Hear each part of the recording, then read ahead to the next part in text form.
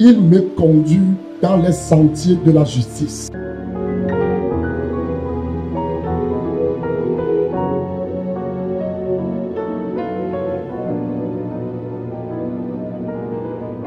Praise God. Donc il me conduit dans les sentiers de la justice. Et quand on parle de sentier, c'est tout simplement des chemins ou des voies. Mais des voies et sentiers de la justice. Donc si vous avez essayé de comprendre ma prédication du dimanche passé, nous avons parlé de ce qui va exclure certaines personnes du royaume de Dieu. Certains peuvent dire, est-ce que c'est possible? Je vous avais donné l'exemple. Noces organisé par un roi à l'égard de son fils. Les gens sont invités à ce mariage. Et la condition, c'est qu'ils devaient être revêtus des habits de noces. C'était la condition. Le jour de la célébration, le roi promenait son regard. Il regardait parmi les invités. Et la parole dit, il y avait quelqu'un qui n'a pas porté des habits de noces. Et le Seigneur me dit, sortez-le, jetez-le dans le lieu de tourment où il y aura des grincements dedans. Donc vous allez voir que lui aussi, il est rentré dans le palais. Il était là-bas. Mais cependant, il a été exclu. Et vous allez constater que lorsque Jésus dit, cherchez premièrement le royaume et la justice de Dieu, il n'a pas parlé seulement du royaume. C'est un point très important. Il n'a pas seulement parlé du royaume de Dieu. Il n'a pas dit tout simplement chercher le royaume de Dieu. Mais il a dit aussi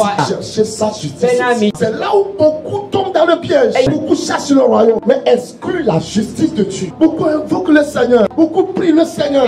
Quand on dit justice de Dieu, ils ne sont pas dedans. C'est là que se trouve le problème. Il est très nécessaire que nous reconsidérons la justice de Dieu. C'est pourquoi il faut mener la vie de justice. Et quand nous parlons de mener la vie de justice, c'est à deux niveaux. C'est-à-dire chaque personne qui est sauvée par Christ a déjà cette justice. Là où tu es maintenant, si tu crois réellement en Jésus comme ton Seigneur et aussi comme ton sauveur, c'est qu'il t'a sauvé. Et s'il t'a sauvé, il t'a revêtu de justice. Cette justice-là, ce n'est pas à cause de toi-même, ce n'est pas à cause de tes propres bonnes œuvres. Parce qu'avant d'être sauvé, tu n'as aucune bonne œuvre. Tu vivais dans l'injustice. Et tout ce que tu faisais, si toi-même tu penses que ce sont de bonnes œuvres, ce ne sont pas de bonnes œuvres. Maintenant que tu es sauvé, c'est pour faire de bonnes œuvres. Tu es sauvé maintenant. Jésus t'a sauvé afin que tu fasses de bonnes œuvres. Avant, tu ne pouvais pas faire ça. Parce qu'il y avait le mensonge en toi. Parce qu'il y avait la corruption en toi. Avant, tu ne pouvais pas faire ça. Maintenant que tu es délivré, tu es justifié, tu as pour obligation de vivre selon la justice de Dieu. Tu es de faire de bonnes œuvres. Tu es condamné à faire de bonnes œuvres. Quand tu es enfant de Dieu et que tu n'arrives pas à faire de bonnes œuvres, on te jugera pour ça. Parce qu'on t'a sauvé du péché. On t'a revêtu de justice.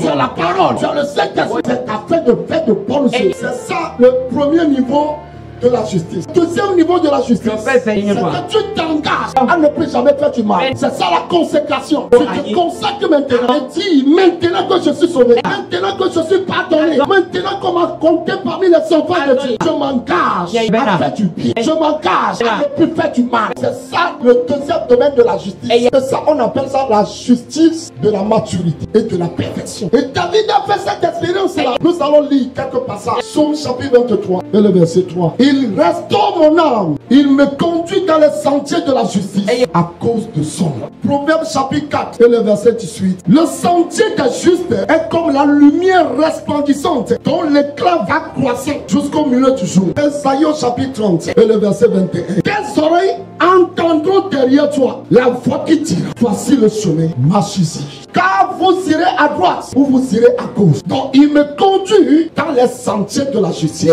Il me conduit dans les sentiers du bonheur. Il me conduit dans les sentiers paisibles. Dans des sentiers qui aboutissent à l'accomplissement divin. Des sentiers qui aboutissent à l'accomplissement du projet de Dieu. Des sentiers qui me délivrent des plans dangereux. Bien aimé, dans ce monde, que cela soit spirituel ou physique, il y a les malheurs, il y a les dangers. Mais cependant, quelqu'un connaît les moyens, il connaît les sentiers. Et David dit, il me dirige, il me conduit dans les sentiers de la justice. Tu dois choisir d'aller selon la justice. Parce qu'il y a l'injustice dans ce monde. Celui qui pratique l'injustice a du danger devant lui, a la mort devant lui. Celui qui pratique l'injustice ne peut pas dire que Dieu me fasse la justice. Celui qui fait l'injustice a la mort devant lui. Il y a les dangers devant lui. C'est pourquoi Dieu nous demande, nous-mêmes d'abord, de pratiquer sa justice, de pratiquer du bien. Parce que celui qui fait du bien est en train de marcher sur les sentiers de la justice, celui-là de l'avenir, celui-là de l'accomplissement. Mais celui qui pratique l'injustice récoltera les moissons de l'injustice.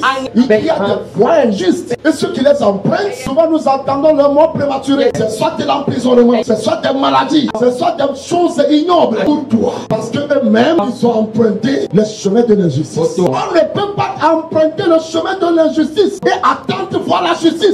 Sur le sentier de la justice, même si le danger te guette, cela ne t'embrassera pas. Si sur le sentier de la justice, même si le malheur te guette, cela ne s'approchera pas de ta tente pour toi. Parce que tu as choisi la voie de la justice. L'Éternel est le roi de la justice. Avec son sceptre de la justice, c'est lui qui te dirige et ta vie n'est plus en danger. Je déclare sur ta vie en tout domaine. Quand tu as peur, pensant que le danger va te toucher, tu es épargné au nom de Jésus. Le danger ne te touchera pas. Même si le danger te guette, tu es délivré au nom de Jésus. Au nom de Jésus. Je vous rappelle sur l'histoire des Israélites. Dieu les avait délivrés de l'Égypte. Il les a menés à Canaan. Ce qui a plus préoccupé Dieu, c'est le chemin que le peuple doit emprunter. La promesse est là, mais le chemin a beaucoup préoccupé Dieu. C'est pourquoi il a été avec Dieu même qui les a délivrés. Il était là parce qu'il sait qu'il y a des dangers. Parce qu'il sait qu'il y a du malheur. Mais il n'a pas sauvé son peuple pour l'emmener dans le danger. Il n'a pas délivré son peuple pour que son peuple soit noyé dans le danger. C'est pour toi. Ce Dieu-là, qu'on appelle le Dieu d'Israël, le Dieu de la justice. Quand tu Josué dans les sentiers de la justice, je t'annonce encore une fois ce matin, si tu as la foi cette année, les dangers ne te toucheront pas, les dangers ne te toucheront pas. Ta vie ne sera pas malheureuse au nom de Jésus. Ton Dieu est en train de parler sur ta vie ce matin, comme il a conduit ta vie. Si je te conduis sur les sentiers de la justice.